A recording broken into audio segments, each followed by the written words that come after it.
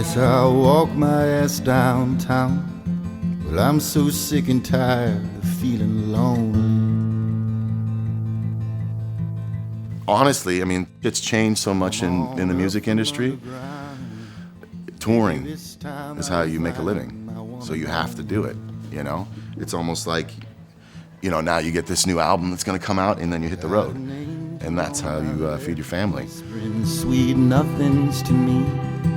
Got the devil on my right, says look who's back upon the scene. People don't buy that many records. It's all Spotify and you don't make that much, you know. It is what it is, you know. If you're an artist at my level, which is a mid to lower level artist, as far as my exposure and where we're playing, it's also a way to turn people on to music, though. And really, ultimately now, all you want to do is get people to come out to the shows. Try to give them their money's worth, you know?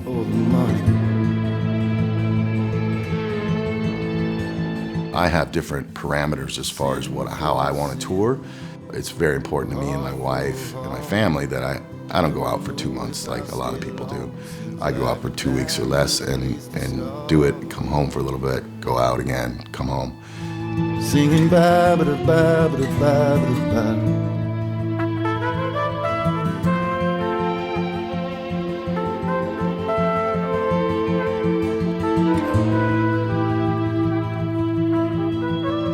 We're about as blue-collar a band that's not a cover band that plays on Friday night down at Louis or whatever. We're a working band. When we go out and tour, there's 3 dudes in a van.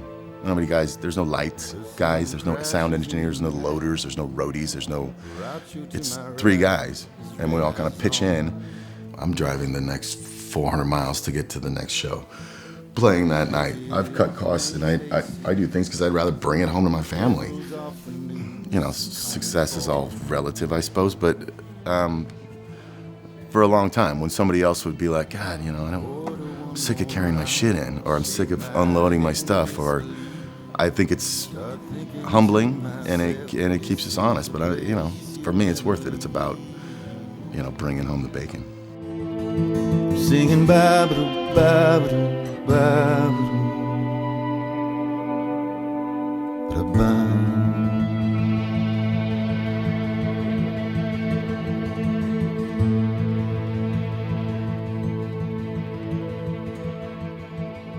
This is the van that we do a lot of traveling in.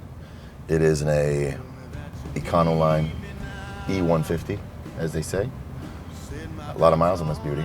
Bought it with about 30,000 miles. It's 2003. Got all your bells and whistles. We got a flat screen TV back there. Check out these lights back here. Like, that looks really good, right? I had that tape. And I probably only drive this thing about half the time. Mostly just West Coast runs and stuff like that, but put about 100,000 miles on this baby. It's kind of a boat, kind of scary in the wind. Very scary in the wind, actually. I mean, there's been a couple near misses. Yeah, no breakdown stories. That's kind of surprising. This thing's kind of falling apart, but externally and aesthetically. But the engine's always, you know, been strong. You know, you play a show and then you got another show that's the next day that's 400 miles away or 500 miles away, and you got to wake up at, you know, you get back from the show and wind down. It's 1:32 in the morning. You know, catch some sleep, and then I'm driving. I'll drive another, whatever, 6-8 hours to the next venue, and then set up and play and do it all over again. But yeah, you get to see the landscape. I mean, it's a beautiful country. Don't believe in goodbyes. This is just another try. Yeah, after college, I lived in San Francisco for like 4 or 5 years, and kind of just messing around. I was just like waiting tables and just raising hell and drinking and partying. It was fun, but it was kind of up and down. But I wasn't really playing much at all. I played like 1 or 2 shows a year probably during that time. I didn't have any tools to get shows. I didn't have anything. I had all these songs, but I didn't have any means to get shows. At least a CD would be helpful. I didn't have anything. You know, I would call clubs or I'd call venues and say, hey, you know, I'm the White Buffalo, I'm a songwriter. Give them my spiel, which was pretty weak. And, you know, say, hey, you know, I'd love to play your place. Call me back. And then never happen. It would never happen. So then I started just calling and getting the answering machine and then just rocking like 20, 30 seconds of a jam on the answer machine through the phone. And then I'd just hang up and say, hey, love, whatever. I'd love to play there. Call me. And that I was 100% effectiveness on it. So it's pretty unique way of getting shows. And it was pretty amazing that I would actually get shows doing it.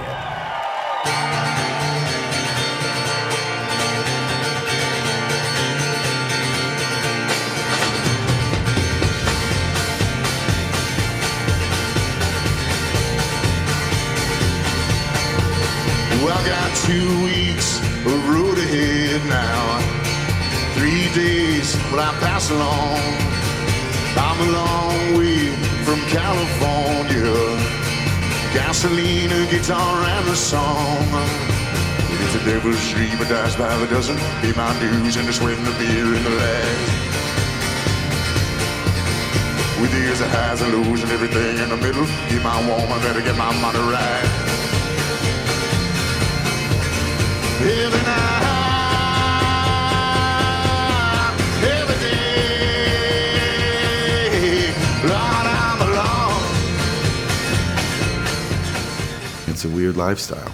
I mean, it's great. I love it. I love that I can make this my living, and I'm blessed and lucky that I can do that and provide for my family in doing so. But it's still hard. I mean, it's a strain on relationship. It's hard to be away from your kids, and some people make different choices, And that's been my choice to try to be a better husband and a better father and be around, Even when you're gone, like even when I'm gone for 2 weeks, I come back and it's like I look at my child's face and it looks different, or he looks like he's, he looks different, and that's weird. It's kind of heartbreaking, but then it's kind of is what it is. Every night, every day, Lord, I'm alone. Every night, every day, Lord, I get strong. Every night.